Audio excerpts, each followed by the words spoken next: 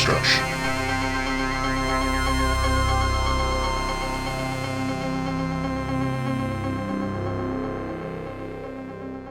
What's up, everybody? It's the HorrorDeconstruction. You can find us on Instagram, Facebook, but most likely on YouTube. Give us a like, share, and subscribe. Hit that thumbs up. Hit that subscribe. Let people know about the show about horror deconstruction with your host Komp. And this solo deconstruction, we are talking about the film KANDISHA from 2020. It is summer break, and best friends Amelie, Bintu, and Morjan hang together with the neighborhood teenagers. Blah, blah, blah. The IMDb explanation is too long, so a young woman, after an assault, conjures up an evil spirit to take revenge on the guy who assaulted her, and craziness ensues. Directed by Alexandre Bustillo, Julian Maury, starring Matilde Lamousse, Samarkande Sadi, Miriam Sarioli, oh boy, look at these lovely names, and Susie Bemba, and a whole bunch of other people. So, why did I pick this movie? Well, I saw a random trailer for it somewhere on one of these horror pages on Facebook, and I thought it looked good. I believe it is a French horror film. Yeah, I believe it's French. And you know what? French horror movies are pretty good, from the ones that I've seen, or the ones that we've pretty much reviewed on this series. So I decided to give it a shot. You can at least count on some French horror films more than you can some recent American films. I mean, just name a couple like Martyrs, Inside, High Tension. Even Frontiers is better than most shit, and that wasn't even that good. But, you know, there's good French horror movies, and you can see that. So I decided to give this a chance. And first of all, listen, this is just a French feminist version of Candyman. They just, almost scene for scene, they just ripped off the movie Candyman, the really good movie from the late 90s or late 80s. I don't know, the one with Tony Todd, the original Candyman movie. I don't know how Nia DaCosta's new version of Candyman. It's interesting that I know Nia DaCosta's name more than I do about the new film. But if the new film is anything like the original Candyman film, then they're gonna they could probably have legal battles against this movie. But also, what's interesting is that when I was looking up the IMDb for this film, I realized that there was another KANDISHA film in 2008. So, I mean, I guess I don't know if this is based on a true, and it's from a different filmmaker. So I don't know if this is not on a true story, but if it's based on an actual, I would assume it's all a folklore because that's also the same thing. But anyway, so as in how it's compared to Candyman, you summon this otherworldly person through reciting their names, some sort of occult stuff going on. There's mirror things happening. This person is just super destructive. They're attractive in a way. Do you know what I mean? Like Candyman was like a smooth dude with that cool ass coat, and KANDISHA, like, I guess, is a hot chick, but she's like wearing a burqa. And so this is a Moroccan sort of based horror film, although it takes place in France, and it's that urban area of France. So I don't know what urban lifestyle in France looks like, and this doesn't seem to be a period piece film. It could very much be a period piece film because I don't see anybody using cell phones in the way that we use cell phones nowadays, but it doesn't seem to be a period film. But the urban landscape of these movies, I don't know if this is a nostalgic look at urban sort of life, but I don't know what's up in Europe, but they tend to have, like, their urban landscapes looks like the 90s version of what the urban landscapes in the United States is, because, like, I'd rather take that urban landscape than what we have now. Motherfuckers will actually, like, destroy you here. At least there's some rap battles and people wearing Adidas tracksuits, which is cool aesthetically, but we ain't having that here anymore. Anyway, so, I'm not going to spoil this film. I'm just going to, like, describe some stuff, but I'm not going to spoil it. So the film starts out with Amelie, and she is, she had a relationship with this douchebag named I forget his name, some Abdel. Abdel's this young guy who's annoying, and he's trying to get back with her. They broke up. He hadn't seen her, I think, in 2 months or maybe a month, because I guess he was a violent boyfriend. He's a young guy. Everybody looks very young here, but then I looked at the Instagrams of these actors, and they seem to be adults, but they look pretty young in this movie, so it's can't tell who the hell's or what age people are these days. So Amelie gets assaulted by him. He almost rapes her, and Thankfully, she gets away from him with a headbutt, and she's part of a tagging crew. These group of graffiti people, which is her two best friends, or Morgiana and I forget the other girl's name. The girl played by Susie Bemba. They're just like a couple, and they hang out with these four other guys, and they tag up places and stuff like that. Amale's father is a cop, and Susie Bemba's character, her father is a bus driver. They're all surrounded by men, and there only seems to be one scumbag male character in this film, and he's killed outright in the beginning of the movie. The thing is, when Amale, I guess that's a spoiler. Well, that's in the trailer. So when Amale summons him, that opens up crosshairs on every male that she's basically had interaction with in her life and in her circle of friends and stuff like that. So this becomes a race against time when they're trying to figure out what the fuck's going on, because all the men in her life are subject to being torn apart by this creature. Now, to explain what the titular villain looks like, because she is I guess in a sort of proto-feminist sort of character, that she's just killing men because of what had happened to her when she was 14 in 14th century Morocco, and this warring nation took her, killed her husband, so she killed a bunch of these guys, and they tortured her to death, and she came back after merging with an evil spirit, and she has like hoofs for feet and stuff like that. Like the bottom half of her body is like a goat, but the top half of her is like a woman wearing like traditional like Moroccan women's clothing and stuff like that, or burqas and stuff like that. She's not necessarily sort of an eye-catching design like a Freddy Krueger or a Jason or something like that, but I've never seen a villain that looks like this, so good on her. And it's weird because the actress who plays her, Miriam Saril, is gorgeous. She's a gorgeous girl, and you don't see her face at all. I gotta say, a weird, strange thing that happens in the movie that I didn't understand.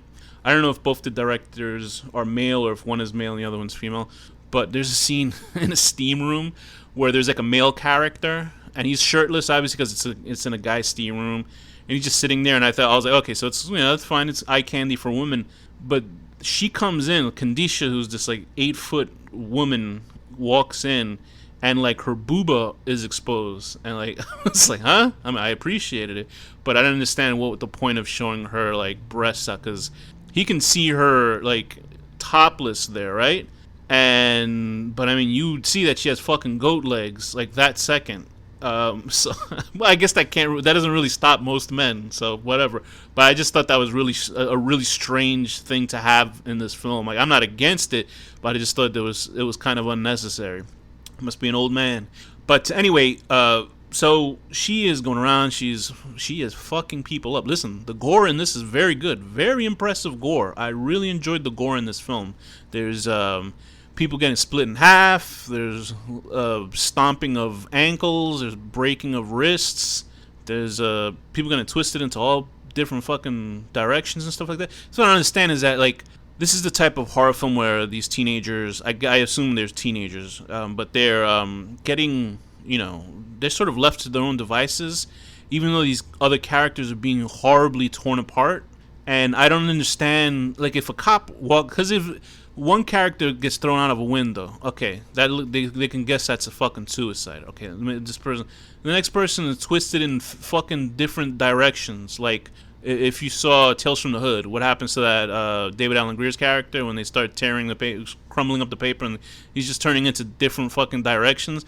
Like, when you see 2 or 3 people like that, you're like, well, what the fuck's going on? Like, and this circle of friends, like, this is what's going on here. One guy gets split in half, like, he literally is like carved in half, and it doesn't seem like the cops are like, there's no real cop characters in this film, and they don't seem very. I don't know if that happens in France a lot, where people just randomly split in half or twist themselves like that and they just die that way. But I would figure there'd be a fucking investigation. You know, somebody would look into this, because this is just strange. These are like deaths that happen in fucking industrial plants. This isn't like a regular death, okay? That's you gotta. I guess you can suspend your disbelief for that horse shit. But not that I thought it was awful. The fucking kills are great in this movie. But it really is a rip-off of Candyman. They could have ripped off of worse movies, so this is very much a a watered, not, I wouldn't say it's watered down. I mean, it's not, for some, I can't say the what it is, but it's not as classy as Candyman, because Candyman had some real depth to it, as in dealing with social issues and, you know, poverty levels, and, you know, white people afraid of black people and shit like that, and you know, the fear of the other, the unknown, and stuff like that, racism. And Candyman, you know, just fucking people up, and that was great. But there was something that was deeper within that. This is like surface level deep, because they get rid of the fucking guy who did it in the first. You know, they killed the first guy who brought the wrath of this woman in the first place, and you know, then she just starts killing other men because obviously she has a chip on her shoulder from how shitty this titular monster got treated by men in her past life, and I didn't know it was that fucking easy to conjure this woman, because I tell you this, they would have conjured this woman many times, believe me. If this was in any reality, women had their way dealing with shitty guys, because there's an endless supply of shitty people in this world, and a lot of them are guys. And I would assume if this was an actual thing that occurred, this creature would come around and destroy more than just fucking 6 guys. She'd be working overtime. But anyway, we're also dealing with Amelie, and obviously her guilt of bringing forth this monster. To, you know, she got rid of one guy, but she necessarily didn't want this. It's almost like inventing the A-bomb. Like, oh, we killed these guys, but oops, what have I unleashed in this world? So that's what Amelie sort of, and then she's also trying to. They have these other characters, like there's a cleric and these religious dudes that are trying to find ways to help her. So I think what really works about this film is that it's fast-paced. It is gigantically derivative. It's super derivative. So you can't go in here and go, oh man, you know, this is so original. This is, I've never seen shit like this before. This is as derivative as it comes. But luckily the directors, and I'm not really forgiving of derivative movies. Like, I'm not a guy who goes, oh my god, like, I've seen this. But if you sort of just want to see a gory horror fantasy movie, hey, this is pretty fucking good for this type of film. Like I said, they could have ripped off a worse movie. Like, this is female Candyman. This is good. It's entertaining. It's surface level entertainment horror, and it's a lot better than a lot of fucking horror movies that have come out as of late. And I think that all the characters are all the actors are very good in this. The kills are obviously top fucking notch.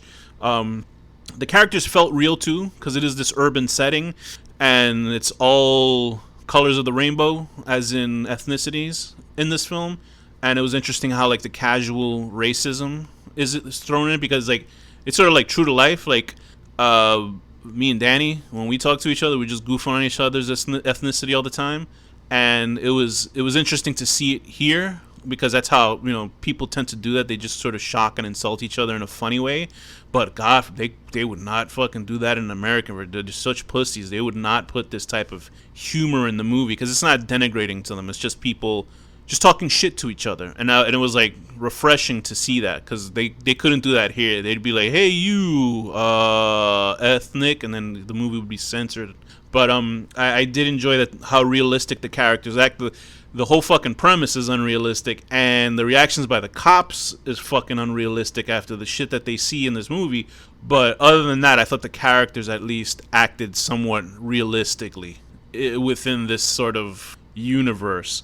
I don't know how this fucking main girl didn't just move to America or somewhere else, because this creature's running around killing every guy that she knows.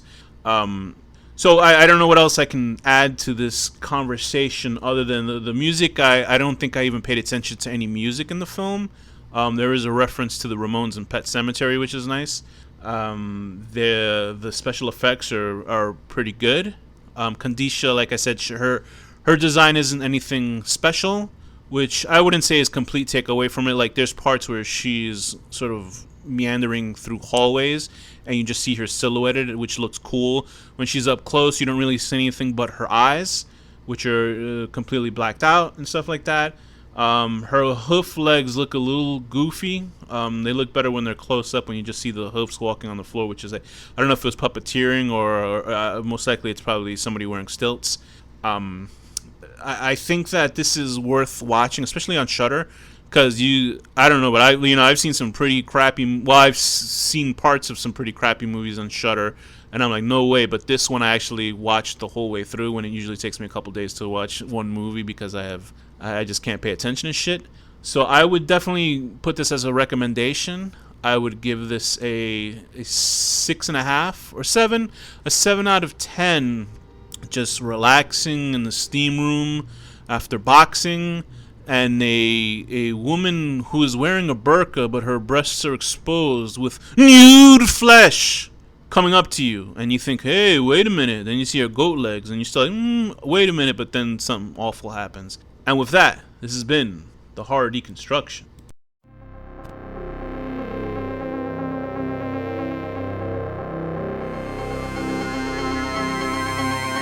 The HorrorDeconstruction.